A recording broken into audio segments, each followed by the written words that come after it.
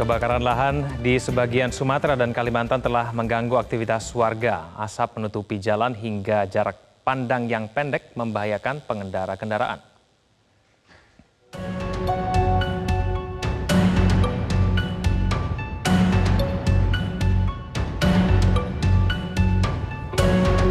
Lahan gambut yang terbakar ini berada di perbatasan Kabupaten Kampar dan Kota Pekanbaru, tepatnya di Desa Rimbo Panjang, Kecamatan Tambang, Kabupaten Kampar.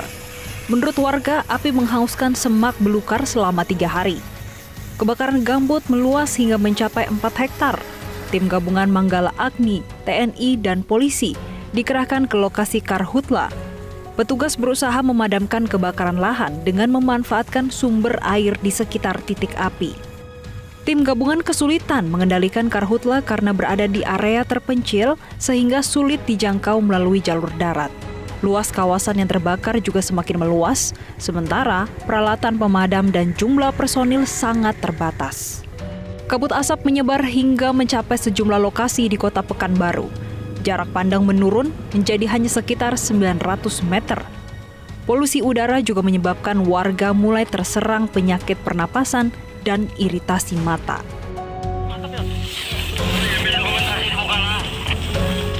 Karhutla di Kabupaten Kota Waringin Timur, Kalimantan Tengah masih marak terjadi.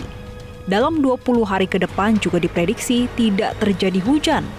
Atas dasar itu, status tanggap darurat bencana kebakaran hutan dan lahan disepakati untuk kembali diperpanjang. Kebakaran ini menimbulkan kabut asap pekat yang menyelimuti wilayah Kota Sampit. Kabut asap terparah terjadi pada Senin 2 Oktober 2023 kemarin, tepat pada hari terakhir masa perpanjangan status tanggap darurat bencana.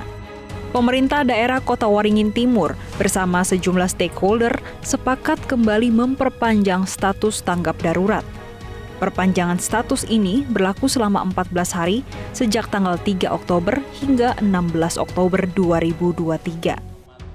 Dan kita sepakat tadi untuk perpanjangan selama 2 minggu ke depan dari tanggal 3 sampai 16 Oktober ke depan. Nanti setelah tanggal 16 nanti kita evaluasi lagi apakah memang ada potensi hujan atau tidak lagi. Kalau memang tidak ada hujan lagi, makanya kemudian akan diperpanjang kembali.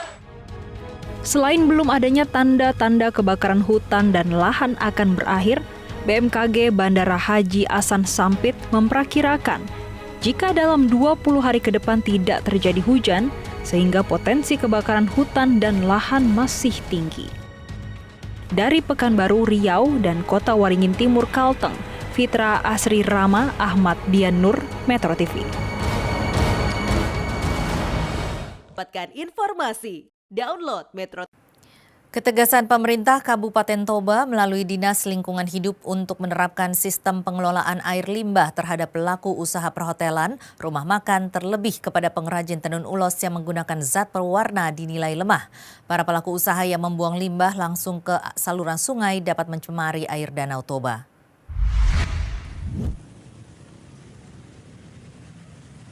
Masyarakat mempertanyakan perubahan air sungai yang mendadak menjadi merah. Biasanya sungai yang terletak di Kelurahan Pardede Onan, Kecamatan Balige hanya berwarna keruh kecoklatan. Pertanyaan itu terjawab setelah warga sekitar menjelaskan bahwa perubahan warna air sungai yang langsung bermuara ke Danau Toba diakibatkan oleh penenun yang membuang limbah pewarnanya langsung ke sungai. Masyarakat sekitar pinggiran Danau Toba yang ada di Balige khawatir dengan ulah penenun ulos yang membuang limbah pewarna. Bukan tidak mungkin pewarna yang dibuang mengandung zat kimia sehingga dapat mencemari Danau Toba, tempat mereka memperoleh air bersih. Menurut Dinas Lingkungan Hidup Kabupaten Toba, pihaknya sudah sering menyurati pelaku usaha tenun dan pelaku usaha perhotelan dan rumah makan agar tidak membuang limbah yang bermuara ke Danau Toba. Masyarakat merasa kecewa dengan Dinas Lingkungan Hidup tidak adanya tindakan tegas yang diberikan seperti sanksi tegas kepada pelaku pencemaran air Danau Toba. Itu sudah pada tahun-tahun yang lewat itu sudah kita lakukan surat teguran kepada mereka dan sebetulnya sudah berhenti, mereka sudah mencoba mengelola sendiri, tapi di hari-hari ini juga mereka sudah mulai mengeluarkan lagi dan akan kita tindak lagi, kita surati kembali untuk mengelola limbah benang sendiri. Danau Toba merupakan pariwisata super prioritas yang telah ditetapkan pemerintah pusat.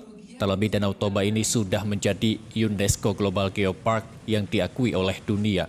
Dari Danau Toba, Sumatera Utara, kontributor Nusantara TV, Acon Sirait melaporkan. Peneliti dari Universitas Papua memastikan kerusakan terumbu karang di Pulau Gam di distrik Meos Mansar, Kabupaten Raja Ampat, Papua Barat, luasnya diperkirakan mencapai 13.533 meter persegi atau 1,3 hektar. Kandasnya kapal pesiar Inggris MV Caledonian Sky di salah satu lokasi terumbu karang di Kabupaten Raja Ampat, Papua Barat berdampak pada kerusakan terumbu karang. Di lokasi tersebut terdapat 8 genus terumbu karang yang rusak dengan jenis berupa bongkahan dan pecahan dari beberapa genus dan juga atau jenis karang.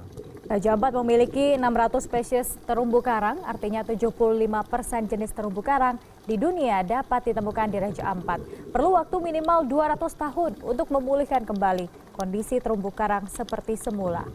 Peneliti sekaligus dosen Universitas Papua Unipa Ricardo F. Tapilatu memastikan dari hasil pelacakan GPS yang dilakukan di sekitar lokasi terumbu karang yang rusak diperkirakan mencapai 13.533 meter persegi atau 1,3 hektar.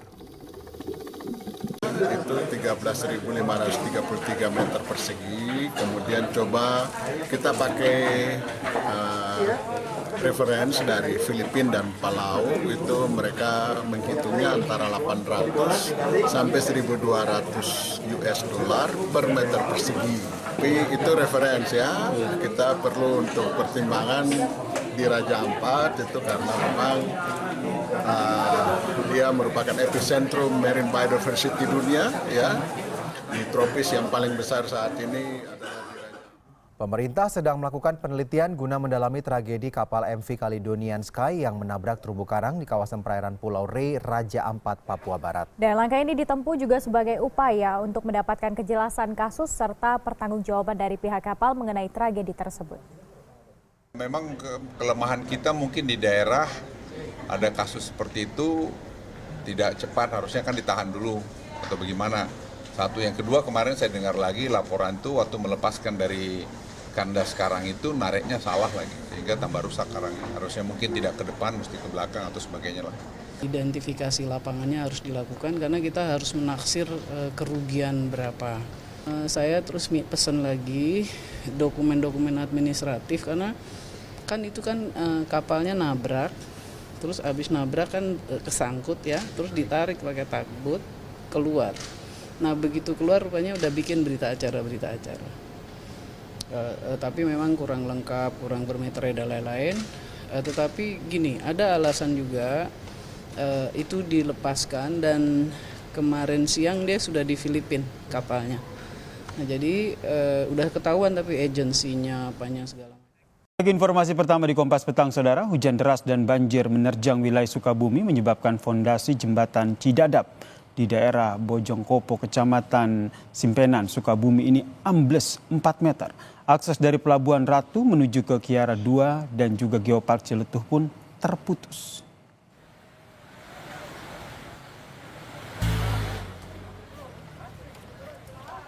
Jembatan jalur nasional ini, Saudara, putus karena fondasi ambles 4 meter tergerus arus luapan Sungai Cidadap. Akibatnya, Saudara, akses satu-satunya warga menuju ke Pelabuhan Ratu, Kiara 2 dan juga Geopark Ciletuh tidak bisa dilewati.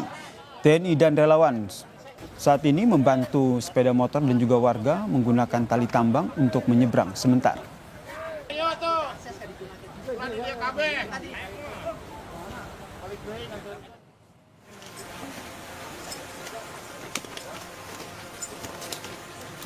Dua korban tewas akibat terseret banjir ditemukan oleh tim SAR gabungan di Sukabumi, Jawa Barat, Saudara.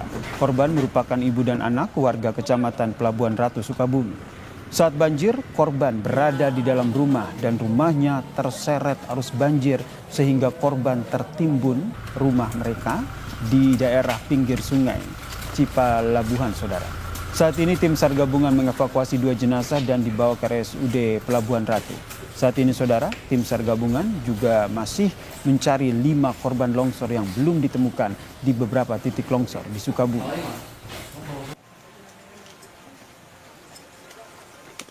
Alhamdulillah ini tadi pukul 13.30 kedua korban bisa ditemukan bersama-sama.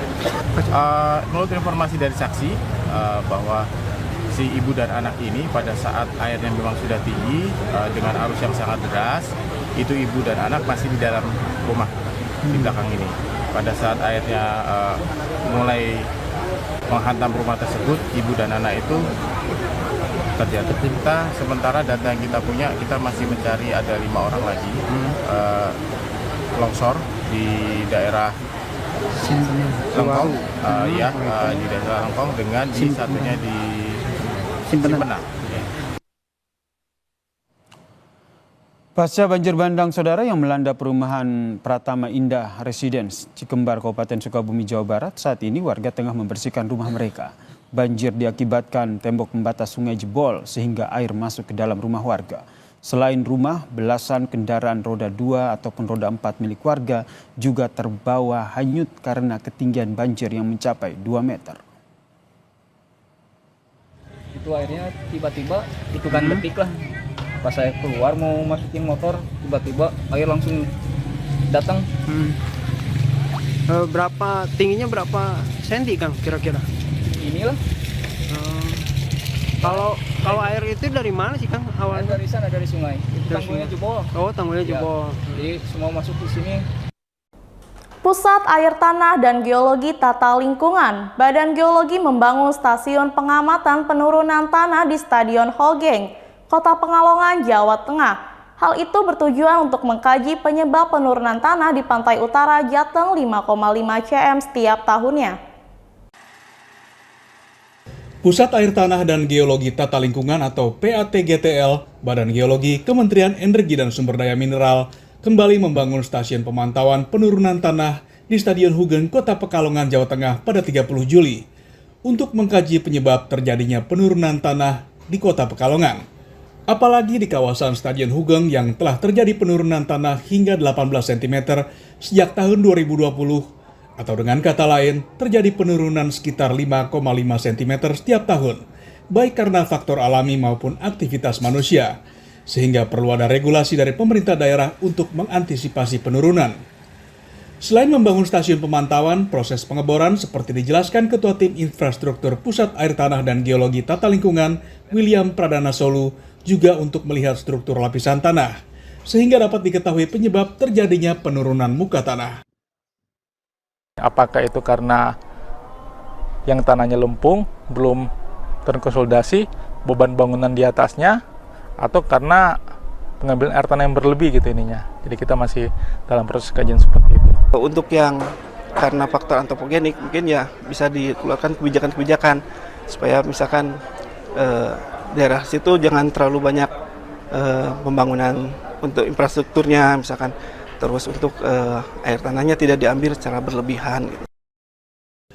Muka tanah kawasan pesisir pantai utara Jateng sendiri sebagian telah berubah dari sawah menjadi tambak bahkan menjadi pantai. Untuk mengkaji hal itu, PATGL, Badan Geologi memasang stasiun pengamatan di sejumlah titik, di mana selain yang sedang dibangun, juga 2 titik di Demak dan 2 titik di Semarang. Dari Pekalongan, Jawa Tengah, Dian Hardiana, Kantor Berita Antara, mewartakan.